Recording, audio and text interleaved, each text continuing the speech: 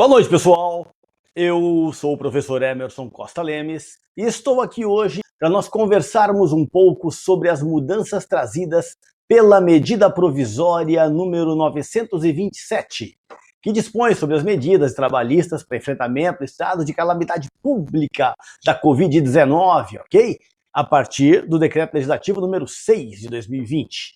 A gente vai conversar um pouco sobre isso para entender a dinâmica da mudança que está vindo por aí, ok? Eu sou contador, sou especialista em direito do trabalho, direito previdenciário, sou mestrando em economia, trabalhei 20 anos em departamento pessoal, direto ou indiretamente, parte desse período com desenvolvimento de software para folha de pagamento. O resto do período trabalhei em escritório de contabilidade em Londrina, aqui no Paraná. E hoje, há 15 anos, já trabalho com treinamentos, cursos, palestras e com perícia nas áreas trabalhista e previdenciária. Então tenho algum conhecimento aí para a gente poder discutir essa confusão toda, tá bom? E eu quero começar. A gente vai fazer 3 vídeos, tá, pessoal? Primeiro, esse básico agora, que é introdutório da confusão. E nos outros 2 a gente vai detalhar as mudanças trazidas por esta medida provisória. Bem, começando pela tramitação de uma medida provisória. Como é que isso funciona na prática?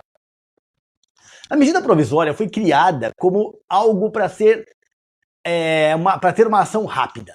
Nós temos que fazer uma mudança em tal coisa, tem que ser aprovada uma lei para isso. Até o Congresso Nacional discutir e aprovar, a medida provisória entra em vigor imediatamente. Então o objetivo dela é entrar em vigor rapidamente e o Congresso analisar, estudar e transformá-la em lei com mudanças ou rejeitá-la também rapidamente. Então é uma forma de fazer o Congresso trabalhar rápido, tá?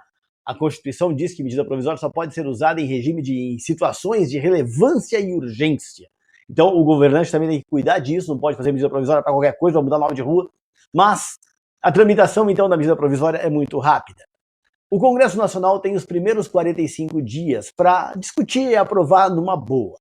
Se passou 45 dias e eles não fizeram isso, ela entra em regime de urgência. Significa que, nos próximos 75 dias, o Congresso não pode aprovar mais nada além daquela medida provisória. Não pode criar nenhuma lei, não pode aprovar uma emenda constitucional, não pode nada enquanto não resolver a medida provisória. Por isso que ela entra em regime de urgência, ela tem que ser atendida rapidamente pelo Congresso Nacional. Ok? Medidas provisórias, então, têm esse condão. E se o Congresso não votar, Emerson, aí ela cai ao final dos 120 dias. Ela cai, mas durante os 120 dias ela valeu, ok? O Congresso Nacional tem aí 60 dias para editar um decreto legislativo dizendo como é que ficam as relações daquela medida provisória durante aquele período em que ela esteve em vigência. Nós nunca tivemos decreto legislativo sobre isso no Brasil, só para você saber, tá? Se o Congresso em 60 dias não publica o decreto, fica valendo a medida provisória durante aqueles 120 dias em que ela tramitou. Se o Congresso aprovar a medida com alterações, aquilo que foi tirado do texto original também vai ter que ter um dispositivo dizendo como é que fica a relação naquele período. E se ele aprovar integralmente, beleza, do jeito que a medida estava valendo, ela continua agora em forma de lei. Beleza? Então a medida provisória tem essa tramitação e é importante a gente saber que ela pode mudar, ela pode cair, mas ela está valendo desde a sua publicação. Bem, essa medida provisória dispõe sobre as recomendações, as medidas trabalhistas e protetivas para preservação do emprego e da renda. Preste atenção muito neste detalhe. Preservação do emprego e da renda. Significa dizer que, se você adotar alguma coisa dessa medida provisória, lembre-se, o objetivo dela é preservar emprego e renda. Logo, você não deverá demitir o empregado enquanto ela estiver em vigência. Enquanto que a medida provisória, Emerson, não. O estado de calamidade pública. Olha o parágrafo único. O disposto nesta medida provisória se aplica durante o estado de calamidade pública reconhecido pelo Decreto Legislativo número 6. O Decreto Legislativo número 6 diz que o estado de calamidade pública pela Covid-19 no Brasil vai durar até 31 de dezembro de 2020. Portanto, as medidas tomadas na empresa em decorrência desta medida provisória, tem vigência até 31 de dezembro de 2020. Se você adotar alguma dessas medidas, não poderá demitir ninguém até 31 de dezembro de 2020. Emerson, olha aí o artigo 2º. Durante o estado de calamidade pública, o empregado e o empregador poderão celebrar contrato individual escrito. Então, durante o estado de calamidade pública, até 31 de dezembro. Poderão celebrar contrato individual escrito a fim de garantir a permanência do vínculo. Isso tem que ficar muito claro, gente. É para preservar vínculo. Logo, eu não posso demitir o trabalhador se eu fizer um acordo individual com ele. Qualquer medida a ser tomada a partir desta medida provisória tem que ter um acordo individual. Não é simplesmente você fazer.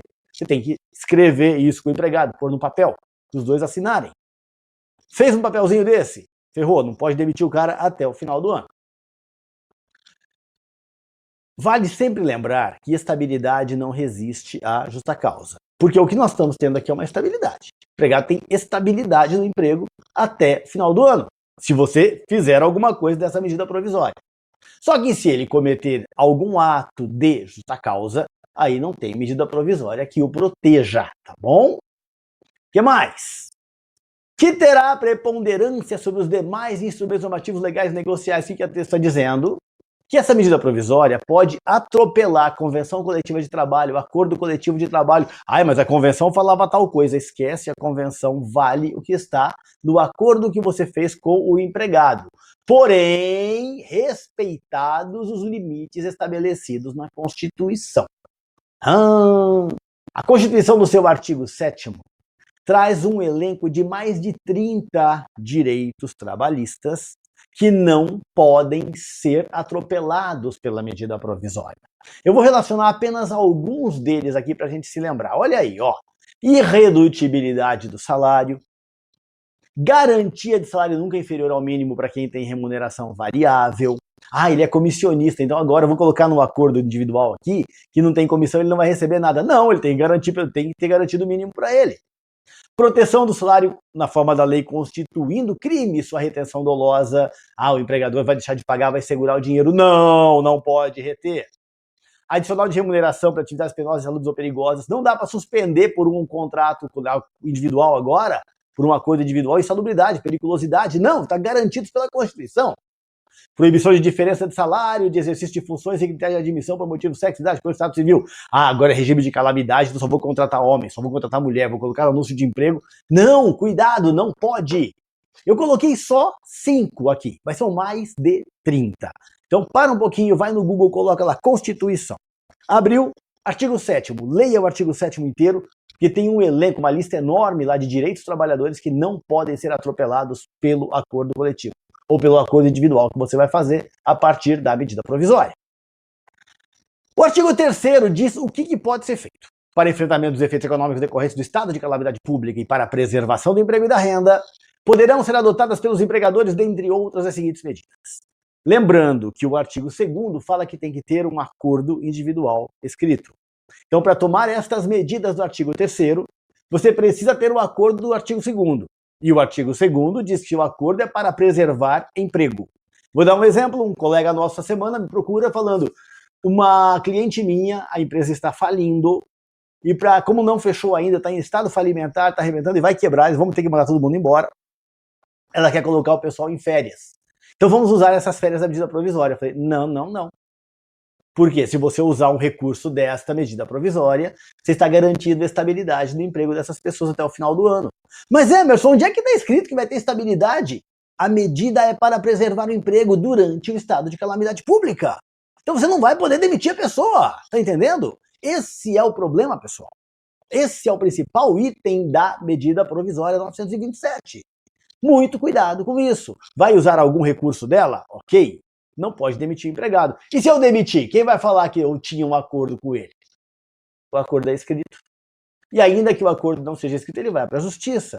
E a justiça vai te fazer pagar os salários até o final do ano, para garantir essa estabilidade dele, ainda que financeira, pelo fato de você ter suspendido o contrato de trabalho dele indevidamente. Tá bom? Quais são os itens, então? Teletrabalho, antecipação de férias, concessão de férias coletivas, mas nos outros 2 vídeos nós vamos tratar destes itens separadamente, tá bom? Até já, pessoal. Obrigado!